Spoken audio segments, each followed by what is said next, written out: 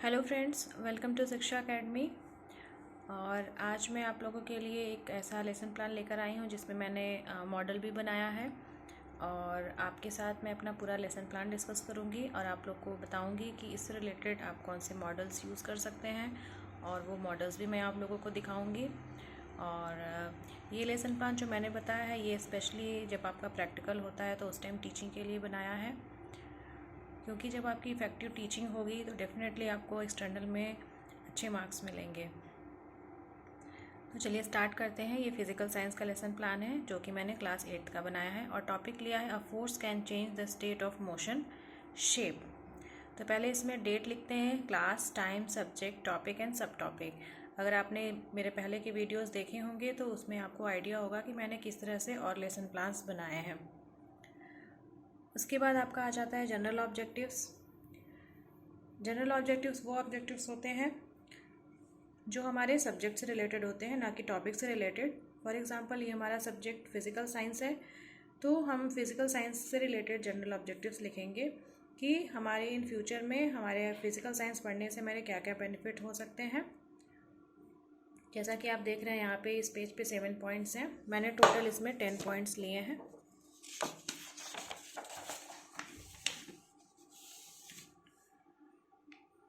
मैंने इसमें total 10 points लिए हैं। आप अपने हिसाब से 8 to 10 पॉइंट्स भी लिख सकते हैं।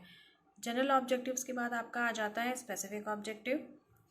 स्पेसिफिक ऑब्जेक्टिव को 4 भागों में डिवाइड किया गया है: knowledge objective, skill objective, understanding objective and application objective.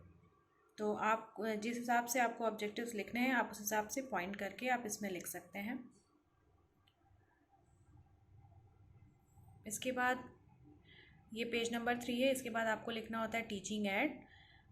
तो इसमें मैंने ब्लैक बोर्ड का यूज़ किया है, चॉक का यूज़ किया है, डस्टर का यूज़ किया है, क्ले मॉडल का यूज़ किया है और बॉल का यूज़ किया है। आप ड्यूरिंग टीचिंग जिस भी टीचिंग एड का आप यूज़ करते हैं आपको उसको टीचिंग एड में दिखाना होता है, लिखना होता है। प्रीवियस नॉलेज में ये है कि student must have general familiarities with force situation in which they work. उसके बाद आपका आ जाता है इंट्रोडक्शन। इंट्रोडक्शन इसका सबसे इम्पॉर्टेंट पार्ट होता है। आप क्लास में एंट्री करते हैं और किस तरह से किसी टॉपिक को इंट्रोड्यूस करते हैं जिससे कि बच्चों को इंटरेस्ट आता है कि आप कौन सा टॉपिक पढ़ाने वाले हैं। और इससे एक और बात की जानकारी होती है कि बच्चों को प्रीवियस नॉलेज कितनी है, उनका प्रीवियस नॉलेज का पार्ट कितना स्ट्रांग है। बिकॉज जितना ही ज़्यादा बेस स्ट्रांग होगा उतनी ही ज़्यादा आपकी आगे की जो क्लास है वो आपके लिए इंटरेस्टिंग और ईजी होगी। उसके बाद आपका आ जाएगा स्टेटमेंट ऑफ एम।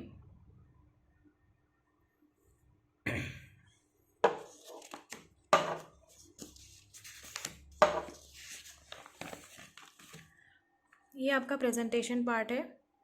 आप इसको दूर से देखिए, ये कितना देखने में अच्छा लग रहा है। बिकॉज मैंने इसमें ब्लैक बोर्ड शो करने के लिए मैंने एक ब्लैक कलर का चार्ट पेपर लगाया है और उस पर ब्लैक कलर पे आपका वाइट ही चलेगा, तो इसमें वाइट कलर की मैंने पेंसिल का यूज़ किया है।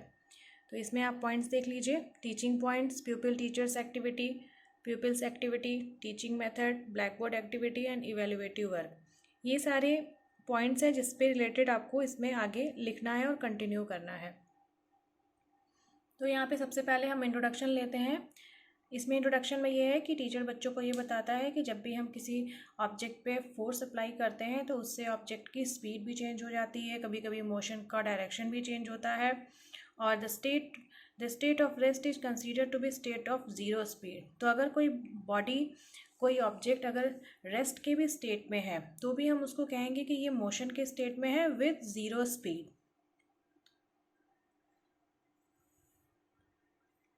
उसके बाद अगले टीचिंग पॉइंट में मैंने यहाँ लिया है force can change state of motion.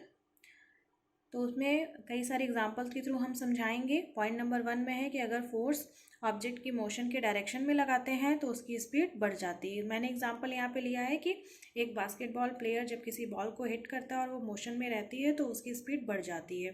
Second point में ये है कि अगर फोर्स मोशन के अपोजिट डायरेक्शन में हम लगाते हैं तो उससे उसकी स्पीड कम हो जाती है। इसका एग्जांपल ये है कि फुटबॉल के मैच में गोलकीपर जो होता है, फुटबॉल जब उसके पास आती है तो उसे गोल करने से रोकना होता है, तो इसलिए वो उसे अपोजिट डायरेक्शन में वो उसको फोर्स लगाता है। यहाँ पे ब्लैक बोर्ड का यूज़ करते हुए मैंने इसको यहाँ पे डिस्क्राइब किया हुआ है।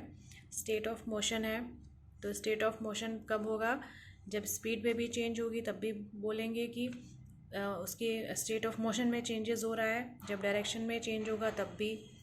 और जब स्पीड की बात करते हैं तो अगर ऑब्जेक्ट मूव कर रहा है तो भी चेंजेस होते हैं, और अगर ज़ीरो स्पीड में है तो भी वो ऑब्जेक्ट मोशन में। इन दोनों केसेस में ऑब्जेक्ट मोशन में है। यहाँ पे एक कुछ स्पीड होगी और यहाँ पे ज़ीरो स्पीड होगी। यहाँ पे प्यूपिल्स एक्टिविटी में बच्चे ध्यान से सुन रहे हैं और बच्चे अपने नोटबुक में उसको लिख रहे हैं। यहाँ पे टीचिंग मेथड में स्टार्टिंग में हमने लेक्चर मेथड से शुरू किया है, फिर जब लास्ट में हम जब किसी मॉडल्स का यूज़ करते हैं, चाहे ब्लैक बोर्ड का यूज़ करते हैं, तो लेक्चर कम डिमॉन्स्ट्रेशन मेथड का हम यूज़ किए हैं। इवैल्यूएटिव वर्क में हम लिख सकते हैं कि प्यूपिल टीचर वो कुछ बच्चों की कॉपीज़ चेक कर रहा है कि वो प्रॉपरली नोट्स बना रहे हैं या नहीं बना रहे हैं। नेक्स्ट पॉइंट पे चलते हैं। फिर पॉइंट नंबर 3 है एक और सिचुएशन जिसमें जब हम फोर्स लगाते हैं ऑब्जेक्ट पे बट वो मूव नहीं करता है। तो उसका एग्जांपल ले सकते हैं कि अगर कोई एक सिंगल पर्सन किसी हैवी बॉक्स को फोर्स लगा रहा है और वो मूव नहीं कर रहा है। तो अब तक तो हमने देखा कि फोर्स से क्या होता है कि स्टेट ऑफ मोशन में चेंजेस आते हैं। अब हम देखेंगे कि फोर्स से ऑब्जेक्ट के शेप में भी चेंजेस आते हैं। When a force acts on an object, the object may change shape by bending, stretching or compressing or the combination of all three। तो यहाँ पे एग्जांपल्स हम लेंगे कि जैसे हम चपाती बनाते हैं डो से, तो फोर्स लगाते हैं तो बेलन का यूज़ करते हैं, फोर्स लगाते हैं तो उसका शेप चेंज होता है। एक रबर बैंड जिसको हम खींचते हैं तो उसकी साइज़ बढ़ती है, या क्ले का कोई यूज़। यहाँ पे आप ब्लैक बोर्ड पे भी एक पिक्चर ड्रॉ करके आप बना सकते हैं, जैसे हाथ से बॉल को फेंका गया तो उसके स्टेट ऑफ मोशन में चेंजेस हुए। हैवी बॉक्स का यूज़ किया, इस तरह का यूज़ कर सकते हैं। फिर यहाँ पे देखिए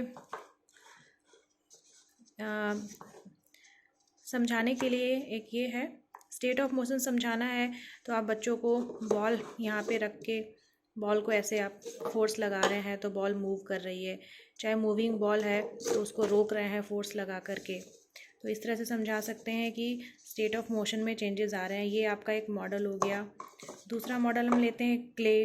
अगर वो किसी शेप को चेंजेस में शेप दिखाना है तो ये क्ले है, क्ले को हम फोर्स लगा रहे हैं तो इस तरह से इसका शेप चेंज हो गया है।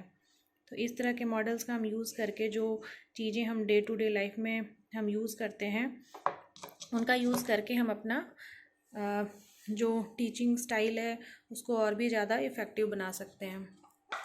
इसके बाद आपका आ जाएगा इवैल्यूएटिव क्वेश्चंस सॉरी आपके इवैल्यूएटिव क्वेश्चंस आ जाएंगे। यहाँ पे मैंने 2 एग्जांपल्स लिए हैं इवैल्यूएटिव क्वेश्चंस में। इवैल्यूएटिव क्वेश्चंस को वो क्वेश्चंस कह सकते हैं जो हम क्लास फिनिश करने के बाद हम स्टूडेंट्स को देते हैं और तुरंत उनका आंसर भी देते हैं उनको। होम असाइनमेंट्स वो हैं जो हम बच्चों को देते हैं और नेक्स्ट क्लास में चेक करते हैं। तो प्लीज़ व्यूअर्स, मेरा ये वीडियो आपको कैसा लगा प्लीज़ कमेंट सेक्शन में कमेंट करके ज़रूर बताएं, और कोई सजेशन हो तो प्लीज़ उसको भी दें। और अगर वीडियो अच्छा लगा हो तो प्लीज़ लाइक, सब्सक्राइब और शेयर ज़रूर करें। Thank you.